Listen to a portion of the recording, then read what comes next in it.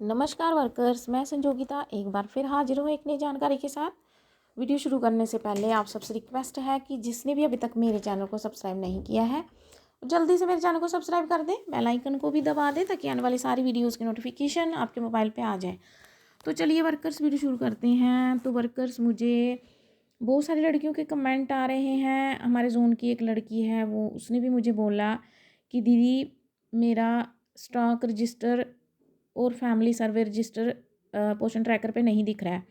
कल हम लोग प्रोटेस्ट में गए थे, वहाँ भी लड़कियों ने मुझे बोला कि स्टॉक रजिस्टर और जो है फैमिली सर्वे रजिस्टर नहीं दिख रहा है।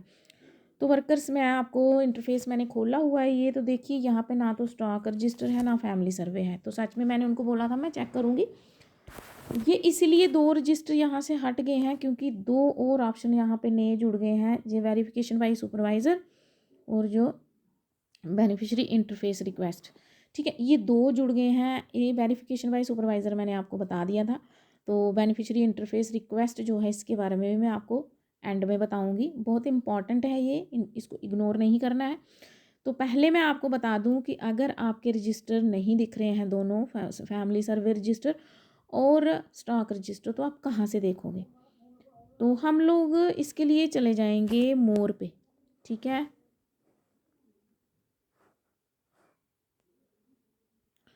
तो वर्कर्स हम आ गए होम पेज पे। तो हम ये वाला ऑप्शन जो है बेनिफिशियरी इंटरफेस रिक्वेस्ट को हम जो है वो खोल के देख लेते हैं। ये देखिए, जैसे हमने खोला तो यहाँ पे ये ऑप्शन आ गए पेंडिंग, एक्सेप्टेड और रिजेक्टेड। ठीक है, ये क्या है? ये आपको मैंने पहले भी बताया था। देखो, जैसे हम पोषण ट्रैकर खोलते हैं ना, तो 3 ऑप्शन वहाँ पे आते हैं, एक वर्कर का, एक सुपरवाइज़र का और नीचे आई एम ए बेनिफिशियरी का। तो बेनिफिशियरी, जैसे आपको पता है लोग बहुत तेज़ होते हैं आजकल, तो बेनिफिशियरी खुद को भी अपने आप को जो है वो रजिस्टर कर लेती है। ठीक है, वो रजिस्टर करती है तो आपको यहाँ पे दिखाई देगी, या कुछ वो अपने रजिस्ट्रेशन में खुद ही वहाँ पे कुछ एडिट कर लेती है।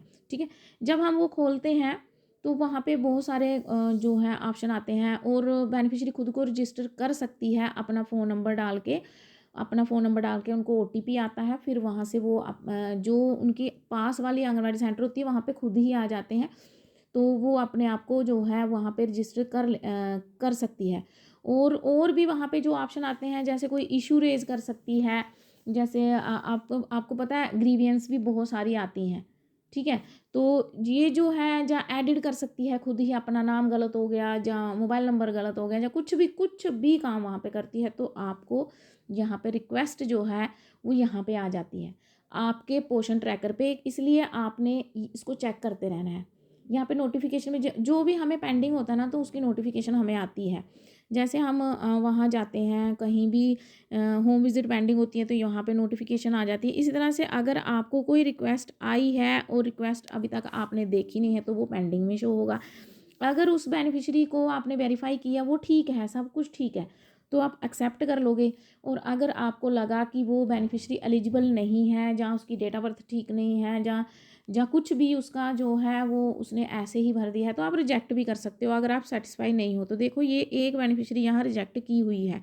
ठीक है, तो एक्सेप्ट करने के बाद हम भी एक्सेप्ट करते हैं, फिर उसके बाद ये सुपरवाइज़र लेवल पे आता है, क्योंकि मैंने आपको जब स्पोर्टिव सुपरविजन ऐप खोल के दिखाया था तो वहाँ पे भी बेनिफिशियरी रजिस्ट्रेशन की थी। तो वहाँ पे जब वो वेरीफाई करेगी, वहाँ पे भी वो भी एक्सेप्ट करेगी, तो बेनिफिशियरी जो है वो एक्सेप्ट हो जाएगी। इसका वो नहीं है कि आपको ये क्यों है, क्या है। आपने सिंपली जब वो रजिस्टर करती है या कोई एडिट करती है या कुछ भी करती है, तो आपने वहाँ एक्सेप्ट करना है। अगर आपको सही लग रहा है तो वो आपकी बेनिफिशियरी में शामिल हो जाएगी। अगर कोई सही नहीं लग रहा तो रिजेक्ट कर दो, पेंडिंग नहीं रखना है। ठीक है, ये वाला जो है कुछ भी चीज़ आपने, सॉरी ये खुल गया, ये पेंडिंग आपने कुछ भी नहीं रखना। पेंडिंग जैसे कुछ भी होगा, कोई फॉर्म पेंडिंग नहीं, जैसे मैं बोलती हूँ पीएमएमवीवाई में ड्यू लिस्ट पेंडिंग नहीं रखनी है, कुछ भी पेंडिंग नहीं रखना है। चाहे एक्सेप्ट करो चाहे रिजेक्ट करो, लेकिन बिना मतलब के रिजेक्ट भी नहीं करना है। ठीक है, कोई रीज़न होगा, स्ट्रॉन्ग रीज़न होगा, कोई ऐसा होगा जहाँ जो आपको लगे कि इसको मैं अब नहीं एक्सेप्ट कर सकती तो करना है, नहीं तो एक्सेप्ट कर लीजिए, उसके बाद सुपरवाइज़र एक्सेप्ट करेगी। तो ये है जो बेनिफिशियरी इंटरफेस का मतलब। तो ठीक है, तो ये अब आपको समझ में आ गया होगा। ये है वर्कर्स आज की जानकारी। मिलते हैं नेक्स्ट वीडियो में, तब तक के लिए हैव ए नाइस डे। और अगर वीडियो अच्छी लगे तो लाइक करना, कमेंट करना और शेयर भी करना। तो मिलते हैं नेक्स्ट वीडियो में, तब तक के लिए हैव ए नाइस डे।